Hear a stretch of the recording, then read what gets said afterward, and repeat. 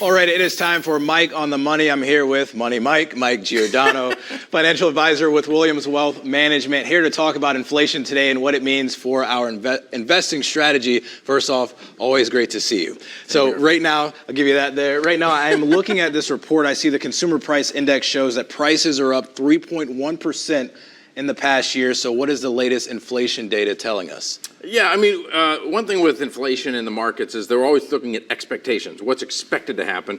And so we've been on this beautiful glide path down with inflation, have really had no hiccups. And then all of a sudden this time, it wasn't necessarily that, inflation came in a lot hotter. It was just a touch hotter, but it was a little bit of a hiccup. So it's kind of like as you're landing that plane into a soft landing, we've had a little bit of turbulence, and we're not sure whether that's a momentary thing or something longer. And so we just have to kind of wait it out. Got it. And I think right now we all know that there are expectations the Fed will cut rates this year. Where does that stand right now? Yeah, so at the beginning of the year, the markets were getting this perfect amount of data, great job growth, great inflation numbers, and the economy was humming along. And so the expectation was, man, the Fed's going to be able to cut a lot this year. They might cut almost 2 percentage points, which would be awesome for everybody out there trying to buy homes, cars, whatnot. But now, all of a sudden, with this little blip, we might be more in wait-and-see mode, and it could be about 1%. There are two things, fear and greed, arguably two of the most powerful emotions in life and in investing. How do those two factors impact investing?